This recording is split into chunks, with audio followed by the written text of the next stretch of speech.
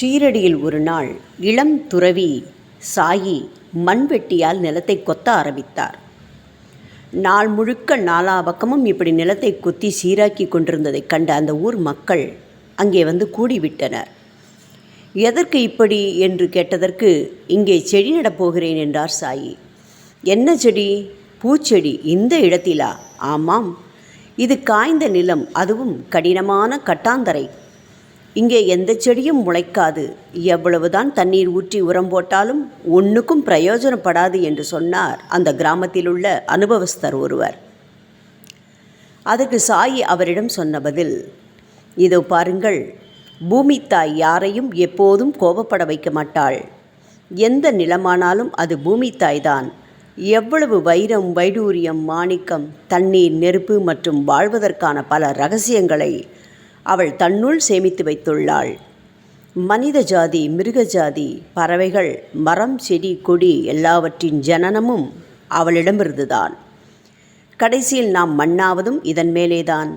மண்ணின் தேகத்தில் உயிர் கொடுத்து அருள் பாலித்ததும் இந்த பூமிதான். நாம் வேண்டினால் இந்த பூமி தாய் வரமளிப்பாள். நீங்கள் வேண்டுமானால் பாருங்கள், இங்கு அழகான தோட்டம் உருவாகும். இப்படி அவர் சொல்லும்போது அவரிடத்தில் ஒரு வசீகரம் தெரிந்தது. ஒரு முதியவர் சொன்னார், குழந்தாய், நீ எது செய்தாலும் அதில் ஒரு தத்துவம் இருக்கும். நாங்கள் வெறும் மனிதர்கள். நீ செய்வதை வெறுமனே பார்த்து கொண்டு தான் இருக்க முடியும். நீயோ யோகி, நெருப்பிலிருந்தும் நீரை வரவழைப்பாய். இதெல்லாம் உனக்கு ஒரு விளையாட்டு. உன் செய்கை ஒவ்வொன்றும் மகத்தானது. இதை கேட்டு சாயி சிரித்து விட்டார். பிறகு வழக்கம் போல் எங்கோ சென்று விட்டார். கிராம மக்கள் அவரை எங்கெல்லாமோ தேடி தேடி விரக்தி அடைந்தனர்.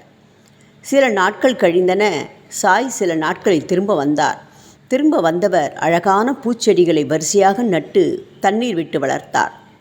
ஒரு நாள் சாயி வாமன் தாத்தியா என்னும் குயவன் வீட்டிற்கு சென்று அவனிடம், எனக்கு 2 பானைகள் வேண்டும் என்றார். இதை கேட்ட அந்த குயவன், மகராஜ், நீங்கள் என் வீட்டிற்கு வந்தது நான் செய்த பெரும் பாக்கியம் என்று கண்ணீர் மல்க வரவேற்று வணங்கினான். சாயி குயவனிடம், அப்படியெல்லாம் சொல்லாதே. நீ மண்ணுக்கு உயிரை ஊட்டுகிறாய், மண்ணிலேயே புரள்கிறாய். நீ பாக்கியவான்.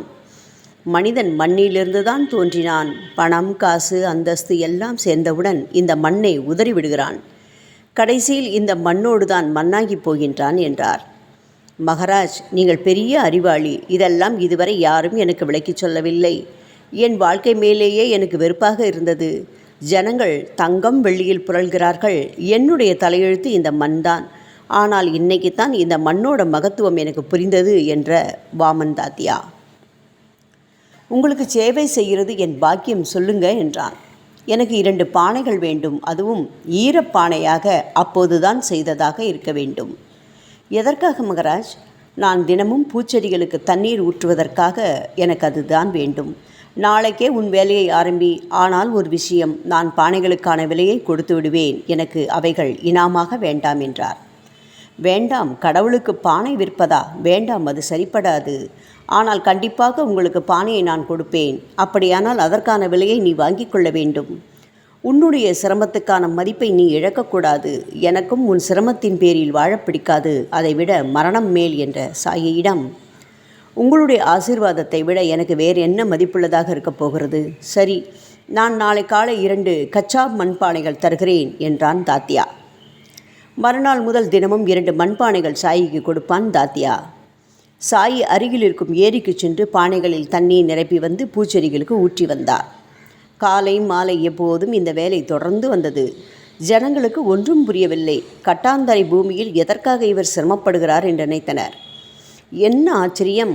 சிறிது நாட்களில் இளம் தளிர்கள் முளைத்தன. நாளாக நாளாக பச்சை செடிகள் வளர்ந்தன.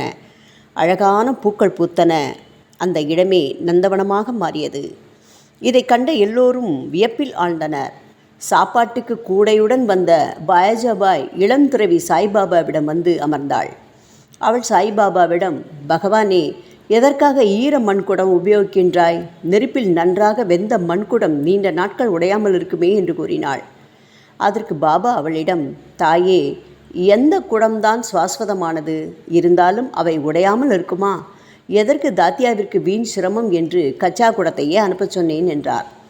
அதில் நீரை நிரப்பி நாள் முழுக்க செடிகளுக்கு தண்ணீர் ஊற்றுகிறாய். வேலை முடிந்ததும் அந்த பானை உடைந்து விடுகிறது. அது எப்படி? எனக்கு ஆச்சரியமாக இருக்கிறது என்று கேட்டாள். அம்மா, எல்லா பானையும் உடையும், இதில் என்ன ஆச்சரியம்? உனக்கும் பரசுராமரின் தாய் கதை தெரியும் அல்லவா? அவள் தினம் தினம் நதியில் குளித்துவிட்டு ஈரமண்ணில் குடம் செய்து அதில் தண்ணீர் எடுத்துச் சென்றாளாம். எல்லாவற்றுக்கும் மனசுதான் காரணம். பவித்திரமான இதயம் இருந்தால் எதையும் சாதிக்கலாம். நீ பெரிய விஷயங்களை சொல்கிறாய். என்கிறது தான் இவற்றை கற்றாயோ? சரி, செடிகளுக்கு தண்ணீர் விட்டது போதும், சாப்பிடலாம் வா என்று கூப்பிட்டாள். சாய்பாபா 2 காலி பானைகளையும் ஒரு மூலையில் வைத்தார். மறு வினாடி அவை உடைந்து சுக்கலாகிவிட்டன. உடனே எல்லோரும் ஓடி வந்து உடைந்த சில்லுகளை பொறுக்கி பயபக்தியோடு நெற்றியில் ஊத்திக்கொண்டு அவற்றை வீட்டுக்கு எடுத்துச் சென்றார்கள். அவைகள் வீட்டில் இருந்தால் நல்ல காரியங்கள் நடக்கும் என்ற நம்பிக்கை அவர்களுக்கு. ஷீரடி தோட்டத்தில் பூக்கள் நன்றாக மலர்ந்தன. ஷீரடியில் இருப்பவர்களுக்கும் தங்கள் வீட்டு பூஜைக்கு தேவையான அளவிற்கு பூக்கள் மலர்ந்தன.